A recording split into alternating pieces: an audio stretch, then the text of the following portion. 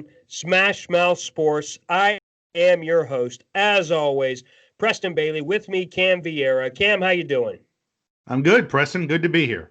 Feeling good. It's our third video of the day. We are cranking out videos.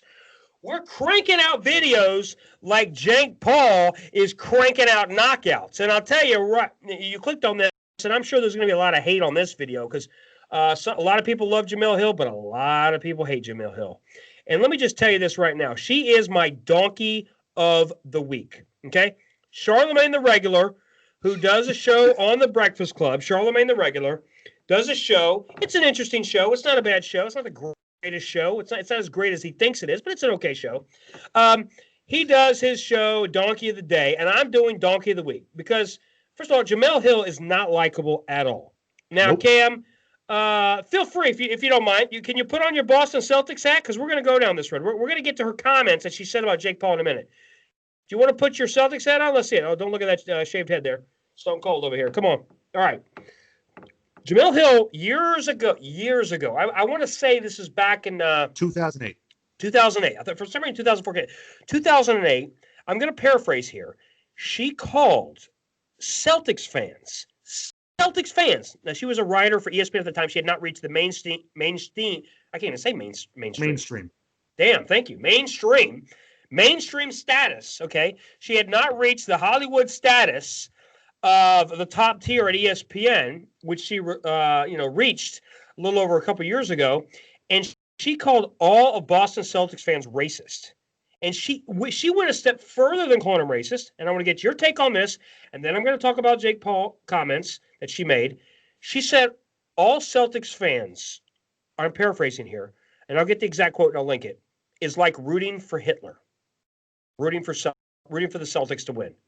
A, did you hear that? And B, what are your thoughts on that, Cam? No, I heard that before, and it doesn't surprise me. That's who she is. She is a race baiter. There's no other way around it. Because I wasn't alive in the 80s, obviously, but I know what the perception was. In the 80s, when she was growing up, the Celtics were the white team, and the Lakers were the black team. And she said this before the 2008 NBA Finals, when the Celtics and Lakers matched up. That was Pierce and Garnett versus Bryant and Gasol. And she said that, rooting for the Celtics is like rooting for the Nazis and rooting for Hitler. You're right, because that's how she viewed it in the 80s. And that got her suspended from ESPN at the time.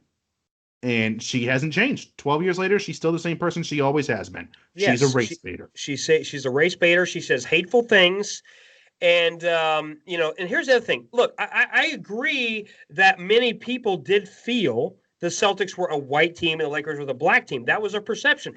And that's fine. There's nothing wrong if people feel the Celtics were more of a white team because they had Larry Bird and McHale and some of the other guys, and the Lakers with Magic Kareem were a black team. That's fine. There's nothing wrong with rooting for this team or that team, but she took it to a level that it did not have to go to. It wasn't about racist.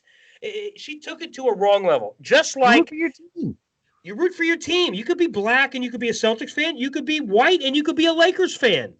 I mean, there's plenty. Jack Nicholson is one of the most popular.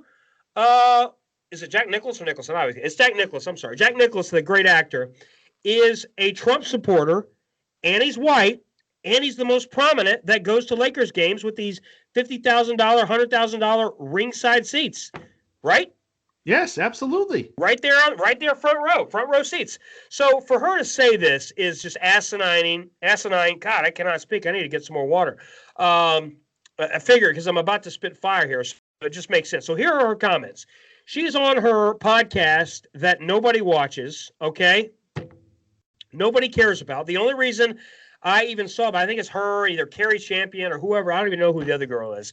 But they were both Jake Paul, who just knocked out, who is white, clean-cut, blonde-haired guy. We talked about him last time.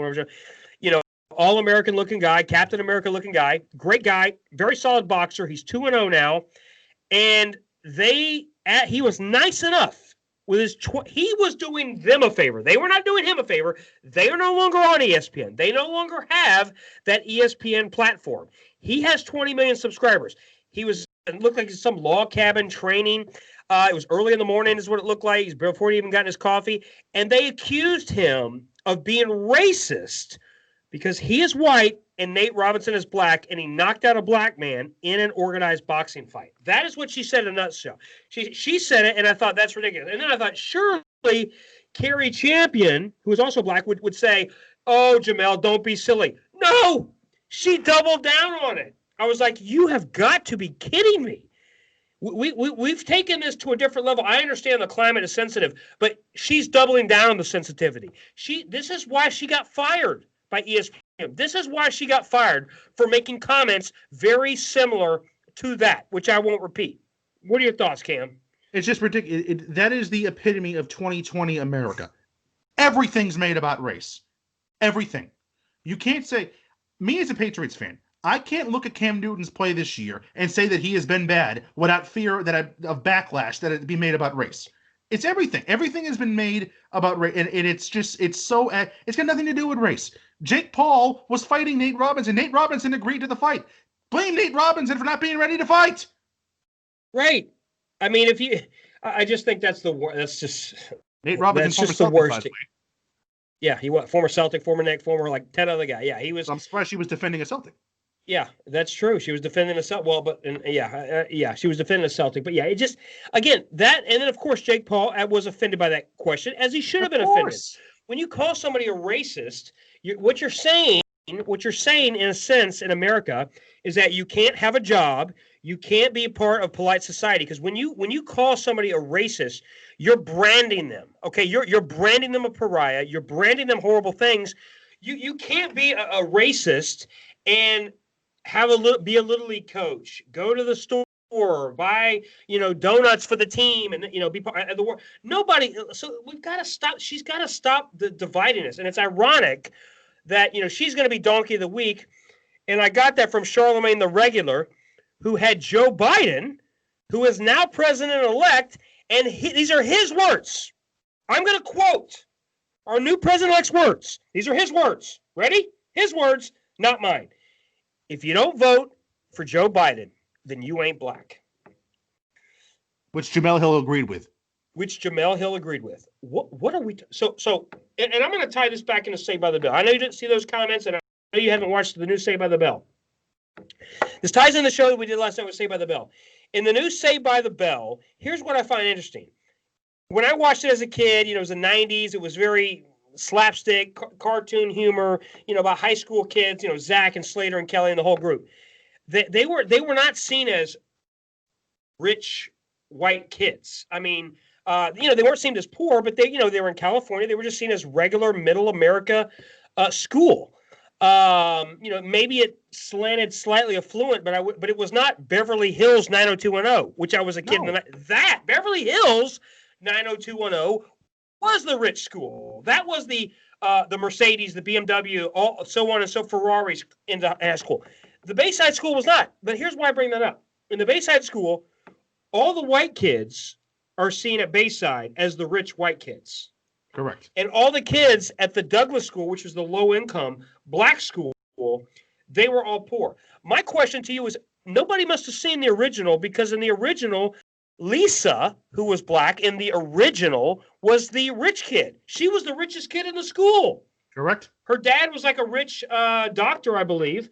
And they had an episode with her credit cards because she spent like several $1,000s on her credit cards and this whole thing. So, like in many instances, we're going backwards here. Like that was the 90s, and the show was very complimentary of Lisa. And actually, if I'm not mistaken, Zach and Lisa dated, which in the 90s, there wasn't a lot of interracial dating in music and TV and films. So correct. For their day, I'm not going to say they were progressive, but for their day, they were more progressive than an average cartoon show. So for Jemele to take this angle, for Saved by the Bell to take these aggressive angles, and obviously, and this all ties into, ironically, that Zach in the new show is the Republican governor, and he's racist because he's a Republican and he defunds some of the schools. So we've got to be willing to have honest conversations without labeling people an ist if you don't agree. If you don't fall lockstep with somebody 100%,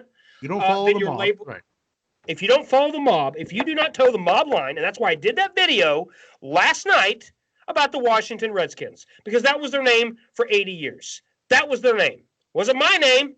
Okay, that was their name, and the owner Washington didn't want to football change team it. has 0 Super Bowls.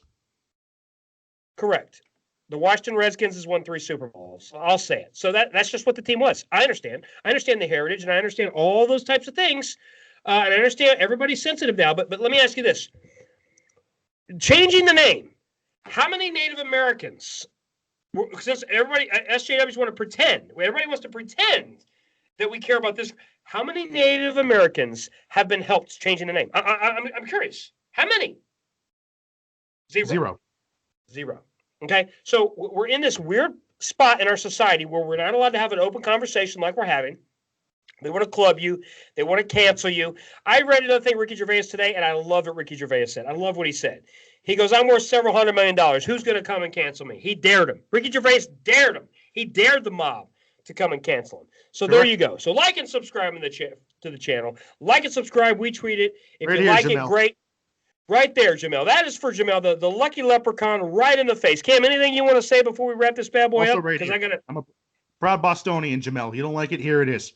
There it is. Right in the face. Like and subscribe. Thanks again. Another great show, and we'll see you next week. See you next week.